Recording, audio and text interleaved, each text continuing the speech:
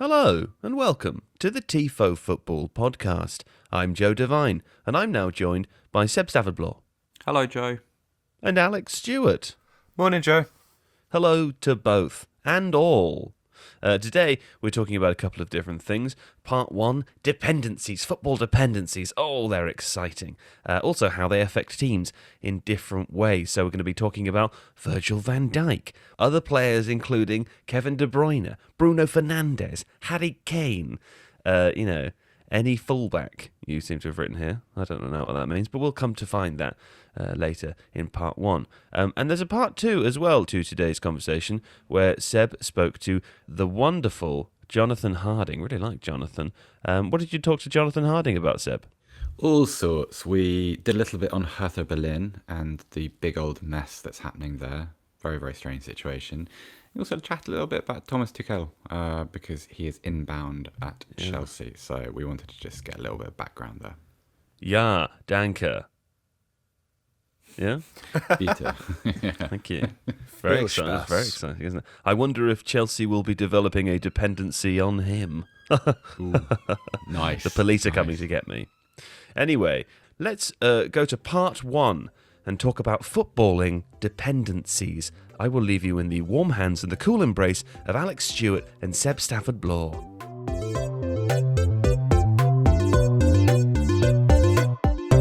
Okay, footballing dependencies and how they affect teams. So these do hinge around specific players. However, we're going to have broad discussions around them. And the first one will be Virgil van Dijk. Alex, I'm going to come to you for this because whilst we know a lot has been spoken about Virgil van Dijk, lots has been written about him too. The sort of butterfly effect is something that you're working on at the moment for a Tifo video. It's very interesting, isn't it? And obviously he's a huge omission. Yeah, and butterfly effect's a good term for it because there's this kind of knock-on thing. So football teams are what we call a complex system. That means that every part is interdependent and related, and it becomes very difficult really to assess the value of one part in exclusion of the others. So what each player does is related to what all the other players do and how they work together as a whole. And so if you remove one part of that, even if the whole of the rest of the team stays the same, then the knock-on effects are quite significant. Obviously, with Liverpool, there's an added problem, which is because they've also had injuries to Gomez and Matip. It's not the same otherwise as well. So you've had players moving into different positions. And what we can see from that example is, straightforwardly, Liverpool are not able to do quite a lot of things as well as they did do with Van Dijk.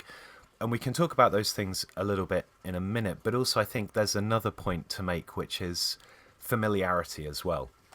That if you have a team like Liverpool that is based on a core of 13 or 14 players who are very used to playing with each other and are used to one another's roles and functions within that team, removing a couple of elements of that or jigging a couple of elements around, as well as the tactical side changing, it also just means that team is less comfortable. It's less well-oiled, it's less well-drilled in everything that it has to do. So you can really see the effect of taking one crucial player out of a side. It can massively alter the complexion of how that side plays. I think this podcast is a complex system. Hey? Yeah.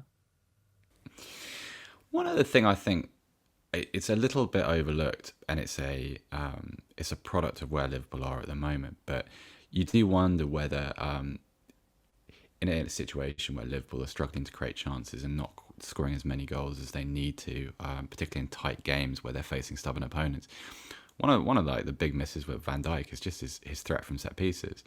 At the moment, they've scored 6 times from set pieces this season, so corners and free kicks. And that kind of places him in the middle of the Premier League pack. Add Van Dijk to that, particularly against a team like, I don't know, Burnley, for instance, or that game against Manchester United in the FA Cup, and you just have a kind of, not quite get out of jail free card, but a player who can help you when you're not playing well, get you a goal when things aren't working as well as they might do, when players are jaded, attacking systems aren't quite as well oiled as they usually are. And I think that's vaguely true with a lot of centre halves. Like it's rare to find a centre half who isn't proficient in the penalty box, in the attacking penalty box. And it's just if you look back actually, like all the way back to Blackburn Rovers when they won the Premier League title, there are a couple of games towards the end of that season where they didn't play particularly well, and then they get a goal from someone like Colin Hendry, for instance, and it's one of those sort of overlooked aspects of a centre half's worth. Obviously, like you need the security and you need the kind of defensive exits and you need the stability for fullbacks and defensive midfielders and goalkeepers, but actually they're a big attacking weapon most of the time. I completely forgot that Colin Hendry existed. With his big broken nose and his bleached hair. He was quite terrifying, wasn't he? I think it was the mixture. Yeah, it was the hair. It was the hair, like on top of it. It looked like it was the wrong hair. But he's also was he not the player who ended up on his arse during the famous Paul Gascoigne? He was indeed. Euro '96 goal. Yeah. Yeah, that must have stung. Yeah, Virgil van Dijk scored 5 goals last season when Liverpool won the title, which is a sizable return. I don't know whether those goals were in clutch games or to secure a win or something, but that's a good return from a centre back, and he got 4 goals and 2 assists the season before, so it's an important contribution. Well, also even if the centre half isn't scoring himself, like most centre halves are a key part of any set piece strategy. Like if it's a near post run, if it's misdirection, like if he's got a little bit of a like a screening roll around the penalty spot to prevent markers from getting to where they should be, like it can cause all sorts of havoc, and it demands a major rethink in that department. And set pieces are kind of a small version of the overall issue, aren't they? Because a player is assigned those roles.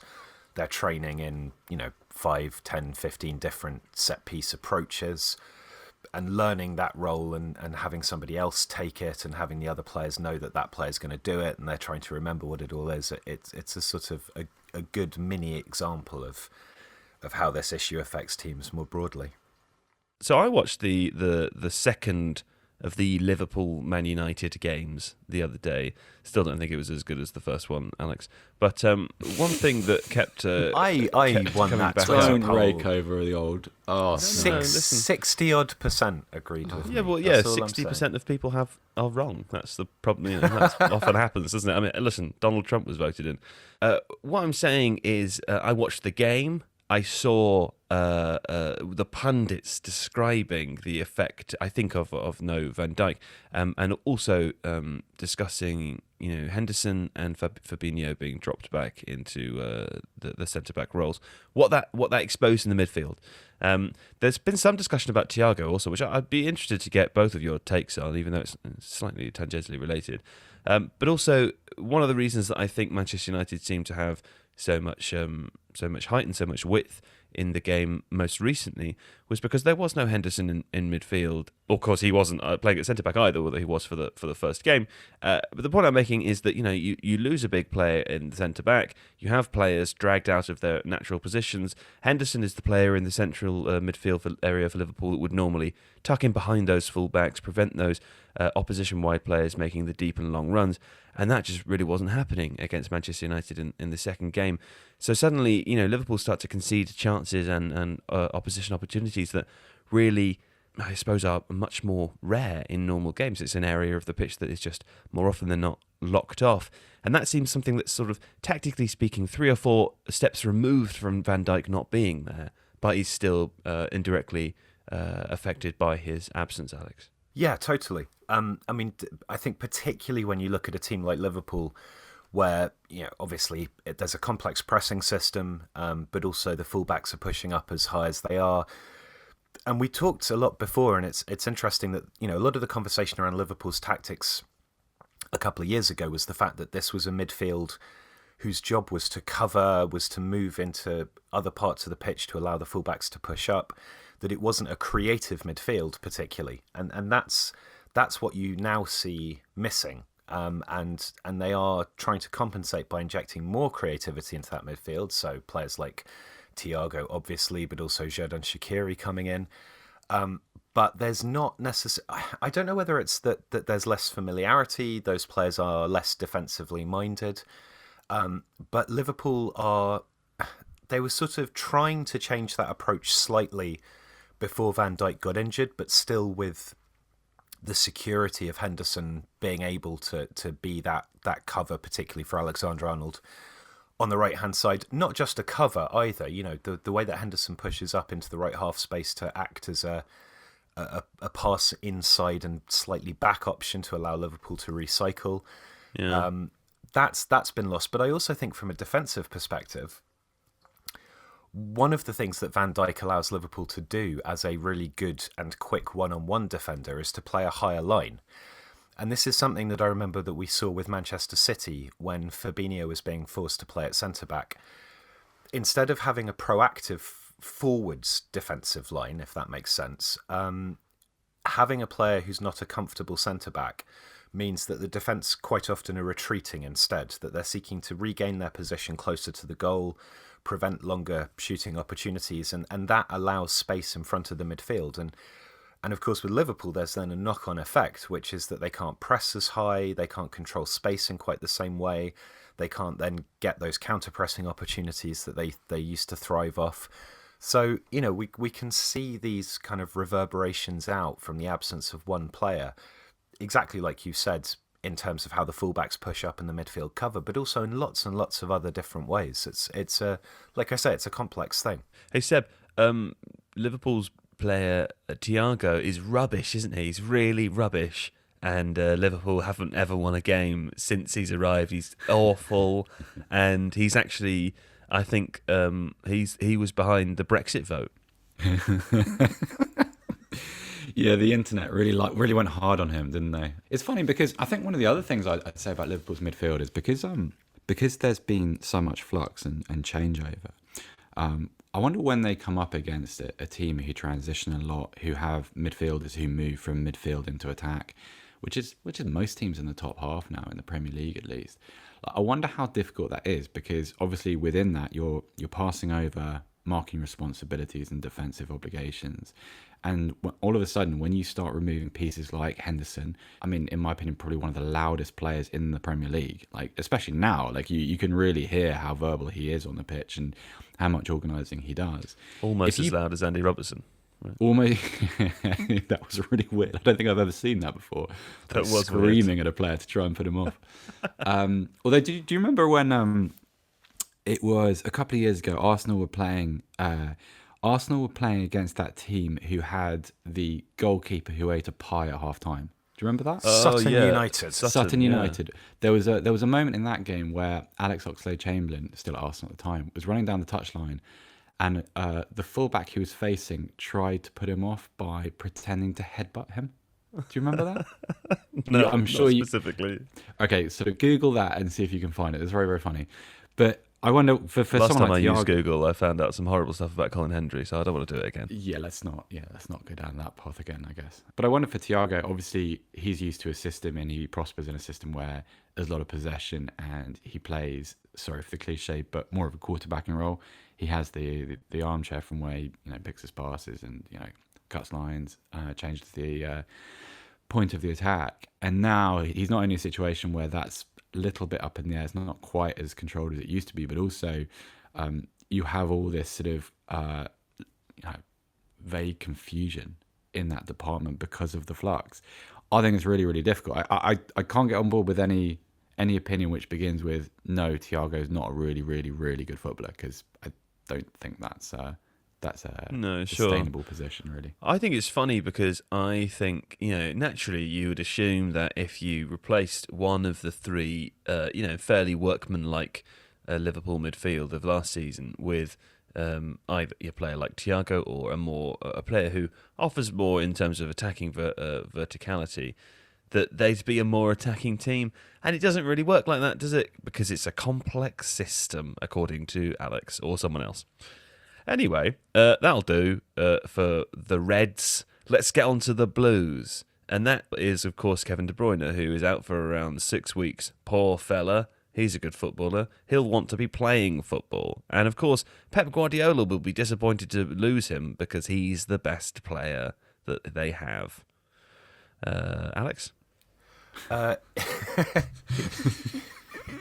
Well, He's I care about this one. Yeah, no, I can tell. He is. I don't know if he's the best player they have. Obviously, I can't answer that. But what? I can. Well, sorry, you don't know that Kevin De Bruyne is Manchester City's best player? Now I care.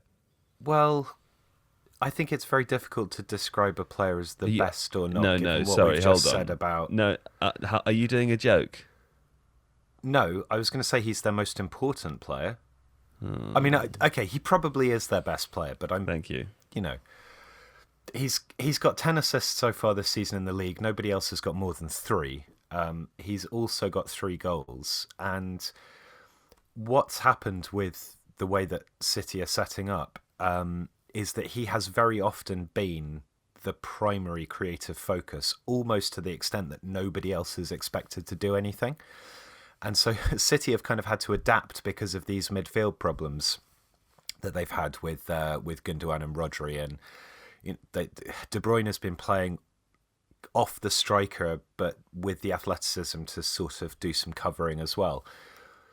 If you take him out, all of a sudden, it's probably worse for City in that regard than losing Van Dijk is for Liverpool, because you might have less system adaptation, but everything's been going through De Bruyne this season, pretty much everything, and that's just it's a much more straightforward loss in terms of playing quality to understand. It's not as complex as the Van Dijk system thing, but it's probably more impactful. I think that was the case for most of the season, wasn't it? And then over the last sort of, I don't know, 2, 3, 4 games, Seb, we started to see some material contributions from elsewhere. I'm thinking of the number of goals that Gundogan scored, for example. But I mean, there's just no replacing Kevin De Bruyne, is there? And I imagine, as Alex says, perhaps there isn't a system change required. It's more of a personnel change here, or a change of lineup, for example. But psychologically, this probably affects the team a lot. Yeah, I think also it probably affects the way that the little tendencies that players have within games. Like Kevin De Bruyne isn't a one-trick pony by any means. He's as complete a footballer as there is in the league, obviously, but I wonder whether he's the best one at that club. Isn't he? Yeah, no, I'm with you there. He's I think so. I think yeah, he's a good player. But I was looking back over sort of some of his better moments from this season earlier this morning, and obviously one of the balls that he really likes is that right-footed arcing ball from a kind of shallow right position. Curves at the end, the half-space cross. Yeah, well, and then I was thinking, if you're a forward or a wide forward in that situation, then you tailor a run around his ability to play that ball, because there are very few players in the league or the world who can play it as accurately as and reliably as he can. And then if you're missing De Bruyne and you're trying to replace him with someone like a Phil Foden or a Bernardo Silva, for instance, if you're a forward in that system, none of those players can replicate that shape of pass.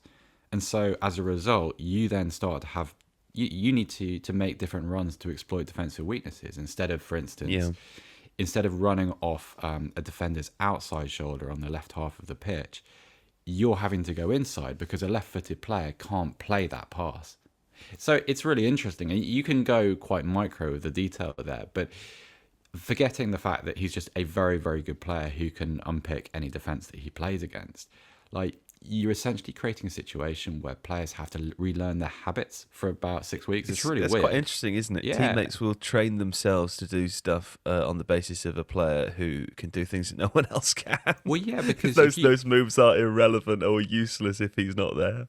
Yeah, we're doing a little bit of work on Dennis Bergkamp at the moment, and there are a lot of interviews which I've either listened to or read where players talk about knowing what kind of passes he can play before he even receives the ball, and so making the runs into the right positions to capitalise on that. Now, okay, Bergkamp and De Bruyne are obviously different eras as well, different skill sets, but it's the same principle. You take that away, all of a sudden, instead of seeing the ball go to De Bruyne and making a run, 5 seconds before a defence has an opportunity to react to it, or a split second before, I should say, all of a sudden you have to pause and think. It's like, no, that's Phil Foden on the ball. He's probably going to carry it a little bit, and then, he might dump off over 10 yards rather than trying to play something over 25 yards. Bernardo is a little bit like that too. I mean, maybe I need to move here because he's left-footed, and so even if he's playing with the outside of the boot, it's not going to bend into my path in quite the same way. And in a Premier League game where the margins are so fine, that makes a difference. Tell you what, Dennis Bergkamp and Kevin De Bruyne, it might be different players, but they've got the same hair, haven't they? And this reminds me of this theory I've been working on for a while about hair and football teams, because I think you'll agree that if you look at Premier League football teams, the best player in each team has a particular haircut, and at least sort of 3 of the other players who are sort of that player's friends, or maybe the younger players, they have the same haircut. Expand. And each Premier League team has its own kind of haircut. So, for example, I used to think this about Southampton. Everybody who played for Southampton about 4 years ago all looked like they were going to, the 1947 RAF ball reunion or something. And they had that kind of swept hair with the side parting. It was all very tidy. It was kind of light brown or blonde. And there was some consistency to it. And of course, James Ward-Prowse had this haircut. And I think some of the players were basically Callum Chambers had that following haircut him for a while. Callum Chambers had it too. Before he moved to Arsenal, yeah. Arsenal had something very similar. Arsenal had the shortened trims. You could say, for example, a really good example is Leeds. There are about 3 players there who have the same kind of unusual haircut. In Soccernomics, there's a thing about scouting and some of the issues that people get Zinchenko and into De Bruyne. Sorry, that was my other example. Go ahead. with scouting, and the blonde players tend to stand out more in scouting reports, because if you're watching a whole team, then your eye is more naturally drawn to lighter colours. And so blonde players get scouted better because they get paid more attention to. Oh, that's interesting. I Bizarre. like that. Yeah. But I think there's something about these hair chemistry. They just conform to one another, and I think Zinchenko's choice of hair is a subconscious support and adulation of Kevin De Bruyne. David Luiz and Matteo Guendouzi, when they played together for Arsenal.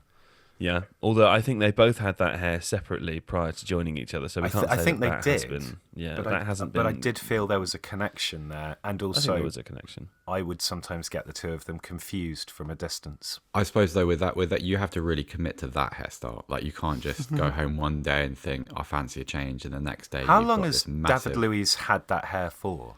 for a long time. time? You can find some very early pictures. did of him cut it, without though, didn't he? at Benfica. He cut it and then it grew back. I mean, I disagree with you, Seb. I think what literally happens is that you don't have to commit to it; that it just grows. You just choose not to do anything, or you act in It's in the opposite absence of commitment. Choice. No, it's I disagree. non-commitment. I And think that's you what have happens to, when you don't commit to anything. No, I think you have to maintain that haircut. I mean, if it's to look, if it's to grow to a Premier League standard, then you probably need to oil it. You probably need to re-perm every now and again. Have you ever had shoulder length hair? When I was very young, yeah. Okay, well, me too.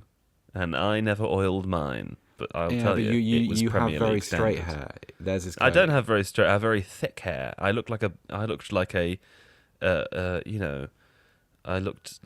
tree or something. Wow. Bruno Fernandes. We saw an example over the weekend, of course, the Liverpool game where Donny van der Beek was let out for once. Nice to see some quotes from Donny van der Beek over the weekend, stories suggesting that he's happy to wait and be patient, and hey, fair, if that's true, fair dues. Because he didn't really have much of a sniff in this game. I sort of felt like rudely tweeting at 15 minutes, is Donny van der Beek playing? Because I hadn't really noticed him. Not that it was his fault. It was locked down in the centre of a tense game. But he came off at about, 65 minutes and was replaced, of course, by Bruno Fernandes, who's barely missed a minute since he arrived last January, and I think has scored more Premier League goals in that time than anybody else. He's, undroppable, except for the fact that he was kind of just dropped for a bit. He joked after the game about not needing a rest. He wasn't tired. And you sort of think United are an entirely different outfit without him, despite the fact that, of course, in recent games, Paul Pogba has stepped up to the plate too. Stepped up so far that Jermaine Genius made him man of the match for that game against Liverpool, which was slightly odd. But maybe Manchester United managed fairly well without him, and of course he came on to score this lovely free kick, the winning goal. Seb, begin. Bruno Fernandes, he's 28, isn't he? What have they got left of him? He's 26. He's 26. Yeah. Hot dog. Well, ignore everything I said. Let's move on. He looks older. Well, he does look a little bit older. He's got a little bit of a weathered look at the moment, but then that might be because he's been running to the ground. No, he was weathered when he arrived. They got him like that. Okay. Well, I don't know. I mean, they've not broken him. No, I don't want any. There's no issues with the deposit. He's, I suppose, what we've learned through lockdown and lockdown football and the kind of the nature of the fixture list is that players' soft tissues in their muscles are screaming with every game, and you do wonder whether there is something like that in Bruno Fernandes' future. But it's really interesting because if you we talked earlier about kind of defensive mechanics and midfield mechanics, and if you take him out of the Man United side, you lose someone that doesn't quite roam, because you tend to see him in a variety of positions, but all in the same area of the pitch. So he likes the left hand touchline. He also likes to go beyond the last defenders, and he has a kind of, if you imagine like sort of a smooth, slight, almost right-angled curve from the left-hand halfway line up to about the penalty spot. I suppose that's kind of his territory on the left of that. And if you take him out of that midfield, then you're left with players who can progress the ball and who can lead transitions and who can carry the ball. Someone like Pogba, Van der Beek can do some of the things that Bruno Fernandes can do. But you lose a lot of the variety. Forget the skill set. You lose a lot of the, I suppose, the surprise element in the Man United's midfield. Because I think part of his success is, yes, he's an excellent player with lots of brilliant technique. But he's also someone that does things that will surprise you. So, for instance, if you remember, I think it was against Leicester. Do you remember the assist he gave for? I forget who scored the goal. It might have been Marcus Rashford, when he was kind of falling and he just prodded it into the path of the centre forward and scored that goal. Like that kind of that's the kind of thing that you don't associate with him, but it's the little moments which you can't really legislate for if you're a defender, that he's able to contribute. And I think that's one of the things. It's like he has more time to think than you do. It really does. Yes. Well, I think he's pretty good. Disagree with you, Seb. I don't know what you're talking about. Alex, when you take this player out of this side, what do they become? Because at the moment we're discussing, not seriously, I don't think, Manchester United as a team that could potentially win the title this season. And of course, injury to Kevin De Bruyne, probably pretty good. But I don't think so. You take Fernandes out of it, and suddenly they are... Well, they're 11 goals and 7 assists late. I mean, he's done... He's done a lot more than anybody else. Right. Yes. Thanks for saving that. And Rashford is the next most productive player all round, and Rashford specifically benefits from having Fernandes on the pitch. So you don't just lose what Fernandes brings; you lose what he brings to United's next most productive player. I think as well with Fernandes, I absolutely agree with everything that Seb has said. That ability to conjure the unexpected, the set piece delivery, which is obviously very important. But also, I think it's hard, and this point was made during the commentary of the cup game against Liverpool, where I thought Jermaine Jenas was a very good co-commentator. There probably hasn't been a transfer into Manchester United that has had the same level of impact since potentially Eric Cantona. And so you're not just taking away a really good player who's done an awful lot. You're also taking away the player who has come in and pretty much single-handedly transformed United's style of play, but also their degree of success. Can I make another suggestion quickly for a player who might have been more influential, impactful? Go on. Van der Sar. I was going to suggest Dwight York. Sure, that's also a good suggestion. Yeah. Yeah, I mean, I'm not saying that I necessarily agree or otherwise, but I think it's, this is somebody who's come in, who's won the Player of the Month X number of times, who's contributed a huge amount, who is being talked about as a transformational signing already.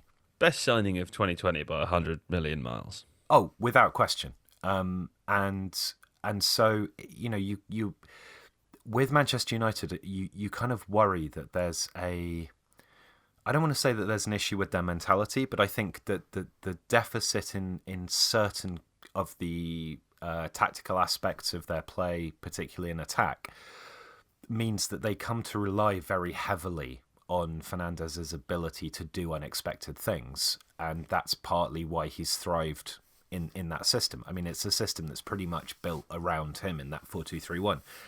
So if you get rid of that, you've also probably got other players looking at it going, well, how's, if you're Rashford, you're thinking, well, how's the ball going to come to me in quite the same sort of way? It's similar to what Seb was talking about with De Bruyne. The knock-on effects psychologically, I think, can be quite significant as well.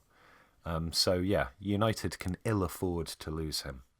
No, okay. Although, to be fair to the team, they seem to play okay against a fairly stolid Liverpool side for 65 minutes without him. But I doubt we'll see that too often this season. Liverpool probably looked better up until Fernandes came on than they've looked in their last sort of 4 or 5 Premier League games. In periods, right? I mean, so for the first 15, 20 minutes of the game, they were totally on top.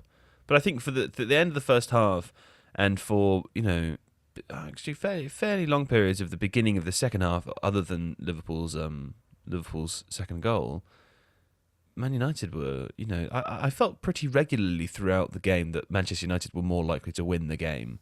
Yeah, well, we said this before the match. Yeah. But I felt like maybe those two sides went into that game with a slightly different mentality. It was very loose as a game of football, and it was as if they kind of, it was a day off, let's have a crack at each other kind of game. Yeah, particularly in comparison to the league game. Yeah, I think it's worth mentioning how good Luke Shaw has been recently as well. After we made that Man United fullbacks video, is Man United dependent on him? Is he a dependency now? Well, I mean, Tellus is waiting in the wings, right? But I think Shaw is just in a vein of form where people are being reminded of why a lot was paid for him as a very young player from Southampton. And I like what a bastard he is on the pitch. I mean that. I don't mean that in a derogatory way, but I feel like he's very consistent when a ball goes out of the touchline and he's been chasing with an opponent to get there. He'll just give them a little push to make sure that they go into the into the Manchester United boards, Manchester United are not a team that has that edge particularly otherwise. I think McTominay is a little bit like that. Fernandes is a bit like that. Fernandes in a kind of more spiteful, slightly petulant way, possibly. But I think good teams have always got somebody who can be a bit of a shithead. I find it really funny. Like it's quite fun to watch, even the psychology of it, because you think like he's doing this for the benefit of his team. He's happy to. Luke Shaw, the reason I like him as a player is because the way that he acts makes me think that he doesn't give a shit what anyone on the opposition team thinks of him. And that's quite endearing in a football player, because sometimes you watch games and you think, when pundits complain that the opposition players are talking too much. I should say pundits. When Roy Keane complains that players are talking to the other team too much and they're being too friendly.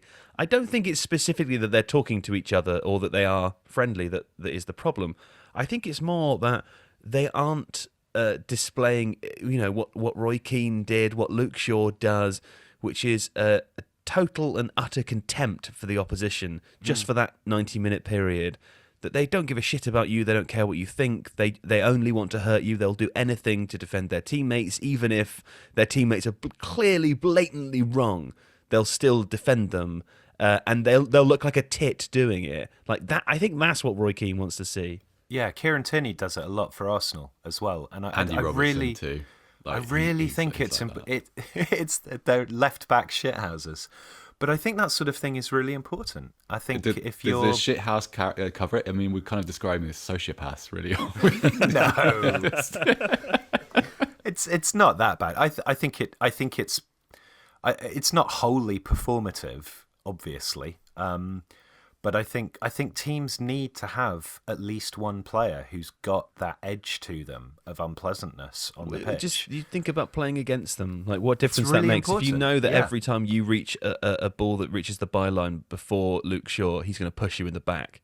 That kind of sucks, man. Like over 90 minutes, that's going to get into your psyche.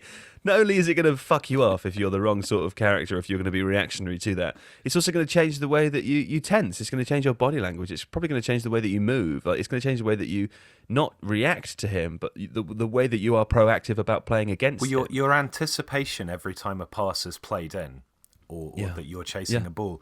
What you want to do as a defender is make sure that the opponent is concentrating more on you and what you're going to do than they can concentrate on controlling the ball and then playing a pass with it. And this is part of how you do it. You make yourself incredibly awkward. And that I think that's a real quality in defenders. Yeah. Shit hairs. Anyway, that's probably the end of the part one. I think we've run out of time here. But we do have a very exciting part two coming up where Seb spoke to Jonathan Harding, the wonderful Jonathan Harding. So do stick around and listen to that, and we'll be back at the end just to say goodbye.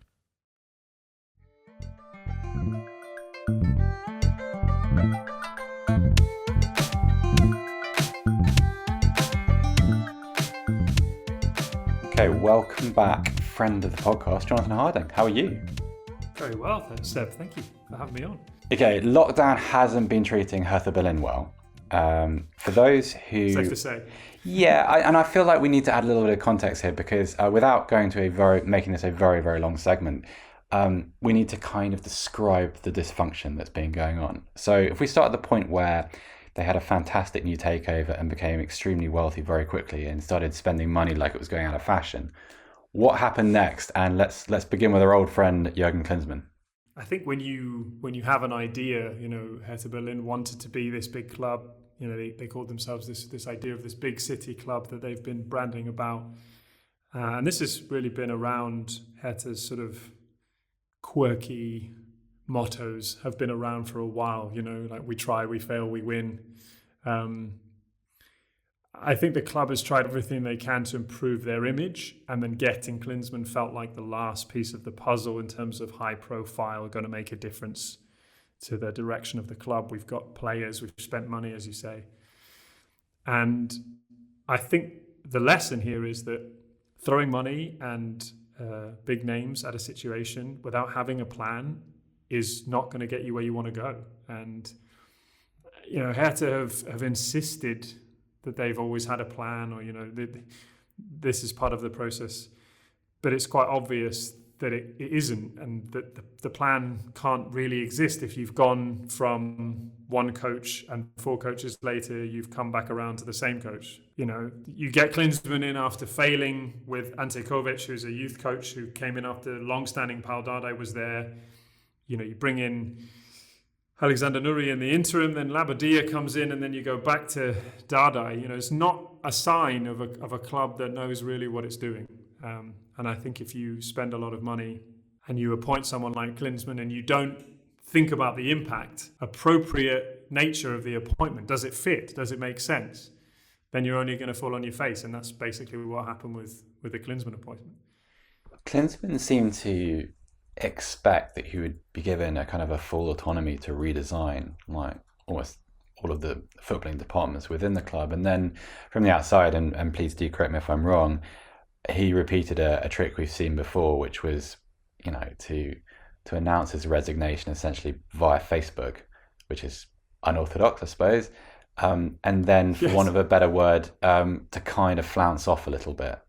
I have a lot of lasting affection for Jurgen Klinsmann because of my own club loyalties, but how did they not see that coming, given his past record? Yeah, I mean, that again points to not making the right decision in terms of appointing a coach. You have to have done your homework, and the appointment of Klinsmann suggested that they didn't do that homework in the right areas. I think the defence, as it always is in this situation, will be, well, we appointed a big name and it didn't work out, but we made the right decision for the club because more people are going to tune into a Jurgen Klinsmann Hertha Berlin team than otherwise. You could argue that they did get a large amount of publicity during Jurgen Klinsmann's 76 days in charge. But whether that was the right amount of publicity is, of course, questionable. I think him going on Facebook and coming out and, saying that even, Michael Preetz, the general manager, should also be fired immediately. Those are the kind of things that just show you how frustrated and disrespected he felt, but also how poorly the communication was internally. Because if someone is hired under the premise that they could potentially have more responsibility than ensues, that's going to cause frustrations, especially for someone like Jurgen Klinsmann, who probably, inevitably has a certain degree of ego about his ability to do the job. But it was the start of it wasn't even the start, it was just the next walking nightmare for Hertha Berlin, really, who have just never really got it right. And of course, the irony and the worst part of all of this, and you've done some great work at Tifo about the other team in Berlin who have proved that by not throwing money at the situation, but by actually getting smart people in the business and getting the right people in the building, you can be way more effective. You mentioned Bruno Labbadia earlier, and he's kind of, I'm trying to draw a parallel, he's a little bit of a journeyman in Bundesliga circles. He's kind of, I don't want to tag anybody with the Sam Allardyce brush, but like he fills a similar kind of void. He's been around, and he's been around kind of everywhere. Would that be fair? Yeah, I think maybe the Allardyce brush is a tricky harsh. one. It's a harsh brush. It is. It's definitely a little bit more than just a varnish that we're applying there. I think it's a tough one for Labbadia because, yeah, you're right. I think Hertha was his 10th Bundesliga club. He's certainly been around, but he has done some good work at certain places. He did do well at Wolfsburg. He has had it hard at certain clubs. I feel a little bit sorry for him on the one hand because I think he walked into a situation that he wasn't fully aware of. But on the other, if you watched Hertha play football in recent weeks, some of the responsibility has to fall at his feet because I actually think this squad is very talented and they shouldn't be near a relegation battle. And some of that has to be on him. So he's gone, and Michael Preetz, you mentioned the sporting director, he's gone with him. So as we're talking now, what is the shape of Hertha? What are the sporting dimensions, I suppose, is what I'm asking. Yeah, it's not a positive one. I mean, you've got Arne Friedrich, who's supposed to take over from Michael Preetz until the end of the season, and Friedrich had come in on this sort of performance coach sort of angle to begin with. I think the break from Preetz is a really interesting one. This is a guy who's basically been connected to Hertha for 25 years. I think that's monumental. I think it's also long overdue. I think he probably survived a couple of managerial sackings that he should have probably paid the price for. So I think this is definitely a fresh start for Hertha, except in that they appointed Paul Dardai, who's the guy who was at the start of this process, who had been in charge for 4 years until 2019, the summer of 2019, when this sort of revamped Hertha began. And I think that's my main concern. In the 4 coaches that you've gone through since Dardai, you haven't really progressed. So why did you get rid of him in the first place? Let's not forget that Dardai took Hertha to the Europa League. Okay, they didn't perform that well, but he had them performing extremely well in the Bundesliga. And I think... Did he get them promoted originally? Like back in... No, that was Jos Luhukay who got them lifted in 2015. I think you've got the situation where Dardai's done such a great job in the past. And I just wonder... How can you justify bringing the guy back? I mean, it's interesting. Obviously, he's come in to try and steady the ship, I guess is the right way to phrase it. But yeah, I don't know about Hertha. It's a tricky one. I think this squad, as I said earlier, is capable of performing much better than it is at the moment. I don't know whether Paul Dardai is the right guy to do that, but I can understand the reasons for appointing him in the first place. It's a tricky time to be a Hertha Berlin fan. Yeah, because it's a talented squad. I mean, beyond, I know Arsenal fans will be aware that Matteo Guendouzi is there, but Piontek, Niklas Stark is there, Luca Bacchio is there, Cunha, who's a really nice player, is there? Matthias Cunha is also really good player. John Cordoba, I think he scored quite a lot of goals in Bundesliga 2.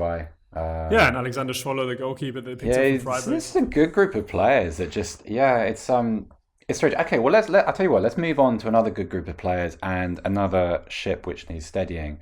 Thomas Tuchel we're recording this on Tuesday afternoon, and he is en route to become the new Chelsea manager. I think one of the common reactions to this has been, okay, there's been a lot of political fallout between Frank Lampard and Chelsea. There was, there was some tension there, and in response to that tension, they've appointed Tuchel. That doesn't add up an awful lot. Because describe to me why that's a logical response. Because obviously this goes back to not just the way he left PSG and the interview he gave, which kind of sealed his fate, but also his falling out with the hierarchy at Dortmund. For those who aren't aware, do you want to just run us quickly through the shape of that? It's such an interesting appointment. I think you're right. You could write a thesis about this appointment, especially off the back of the Lampard situation. I think Tuchel never really vibed, shall we say, with Hans-Joachim Watzke, the CEO of Borussia Dortmund. I think Dortmund as a whole is a very specific case. You always need to, when you talk about coaches at Dortmund after Jurgen Klopp, you need to talk about him, even though part of the problem with appointing a coach after Jurgen Klopp is that you inevitably have to refer to him. Now, I remember when Tuchel was appointed, I think one of the headlines I read on Kicker, which is probably Germany's biggest football magazine, was the anti-Klopp. And so that, Dortmund went in a completely different direction. He didn't really get on with Watzke, I think he struggled with the concept that Dortmund were trying to challenge and yet at the same time were losing players, key players. I think this idea of being a club that develops talent but doesn't retain them for those pivotal years, I think frustrated him. He obviously had public clashes with Sven Mislintat, who, then went on to Arsenal, but at the time was Dortmund's scout because he wanted to, have a greater say in terms of recruitment. He's clashed with players before as well. So he is a very intense and difficult character, I think, at times. But at the same time, you can sort of understand some of the arguments, especially in terms of challenging for trophies and selling your best players, for example. I think Watzke struggled with him because it came off the back of Klopp. I think, Watzke and Klopp are friends, basically. And I think Tuchel was always going to struggle in that regard because he is very meticulous. He's one of his nicknames is always this idea of like being a football professor. That's one of his nicknames. And I think that is absolutely the antithesis of what came before. And I think at a club like Dortmund, where the passion is something that is a desired trait to be on show, shall we say. I think that was hard for him, and I think that's part of the reason why he came under such criticism. Although I will say in his defence, he's often accused of being very cold. I will say in his defence, when Borussia Dortmund were attacked on their way to a Champions League game in April of 2017, he was very supportive of his players, and he was furious that his side had to play a day later. So I think there is a part of Thomas Tuchel that is not as appears from the outside. Is that just another Klopp thing in the sense that you're cold in comparison to Jurgen Klopp, which is a charge you could probably level at pretty much every coach in Europe at the moment? Yeah, it's possible. I mean, I think the truth is the people who know him to be a warm person, and I've spoken to people who know him and who say that he is empathetic and he's warm, he's honest. I think there's a lot there that we don't see. And I think the perspective of him being a professor and only analytical is a reflection of how he approaches the game. I think he's very intense. I think he wants to get all of the details right, but I think he cares deeply about the development of his players. I mean, Christian Pulisic became a superstar under him at Dortmund, and ironically, now reunites with him. He did wonders for Ousmane Dembele's career. I think, he didn't get it all right with some players, but I think when he did, it was absolutely astronomical in terms of the development. So I think there is an inevitable comparison to be made with Klopp that's going to make it worse off for him, and as you say, most coaches in Europe. But I think it's really important to be clear that Tuchel is not that. So I think Chelsea fans are expecting, another German coach, does he have the same passions? No, and it's important to stress that Klopp is actually very not very German in that respect. His passion is unique to him. But I think what you do get with Tuchel is a guy who's learnt the job. And I'm not sure you can say that for the outgoing manager. I think over in England, I think a lot of people understand the differences between them as men. I think the big question is, from a talent pool perspective, you mentioned Pulisic and you mentioned Dembele, and that's good examples. I'd chuck Aubameyang in there and Mkhitaryan as well. These players that played some of the best football of their careers under him.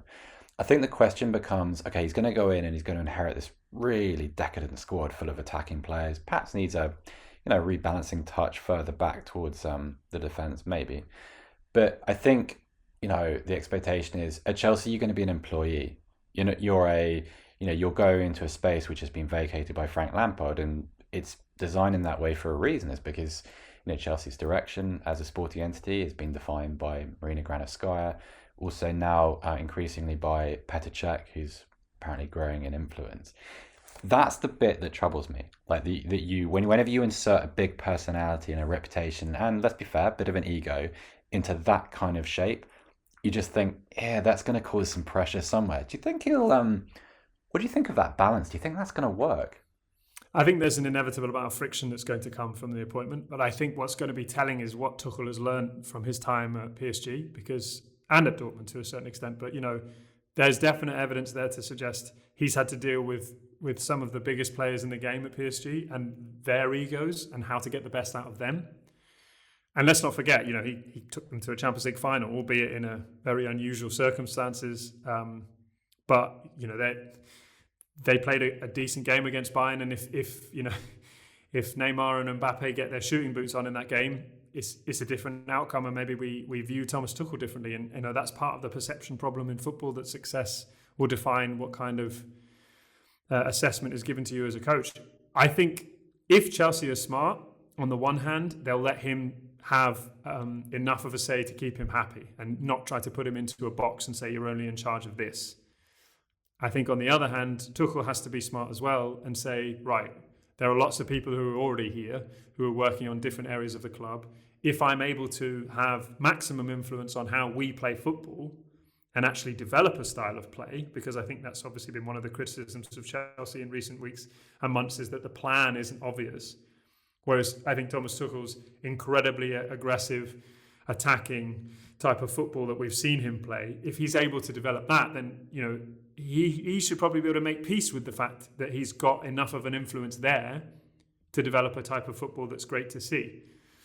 But you're right. I think it's going to be very interesting. I think both sides have to mature in response to their context. Chelsea have to be mature enough to admit that the appointment of Lampard was a mistake and that they're trying to move forward in the right direction now by appointing someone who's qualified to do the job and who knows what kind of football he wants to play and is capable of managing a squad with such big names.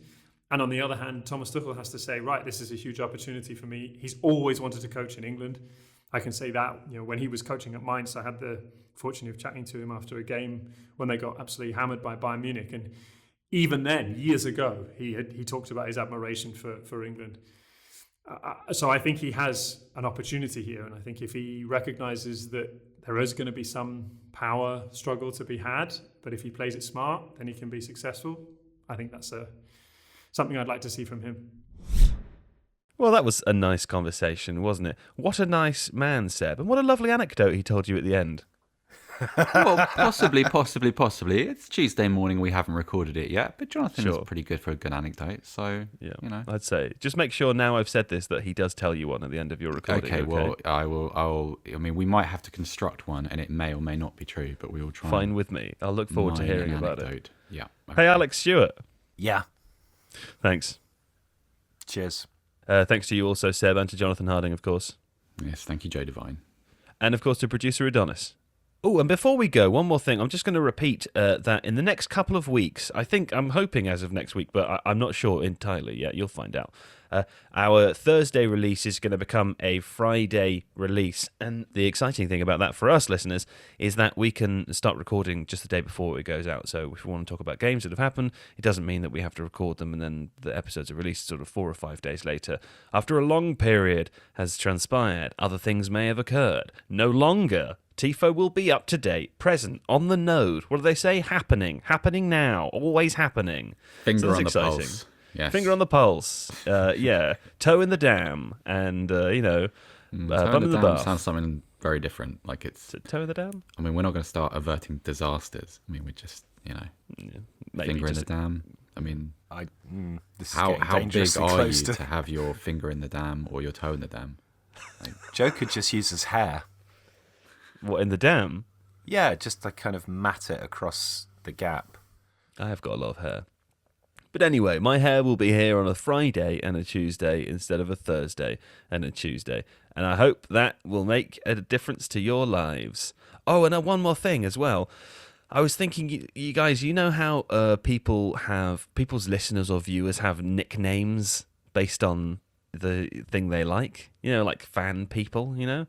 So there was like I don't know any of the names, but you know what I'm talking about? There's a cultural thing where the people who enjoy something collectively name their group as, in relation to the thing that they enjoy. They have a collective noun for their fan base. Right. Yeah. That's what Don't I'm trying do to this. say. Don't. I'm begging you not to do I this. was thinking, Wherever you're going, stop. I was thinking, right, what we could do is that we could get the listeners to start calling themselves this thing, and it's the perfect thing. It's perfect. I've spent a long time thinking about it. It's perfect because it combines 2 words, Tifo and podcast, and it sounds like Tifo, yeah? But it's Tipo. What if they were Tipos? And we could address them as T-Pose, and they call themselves T-Pose, and in the future we could monetize it. We could make a lot of money.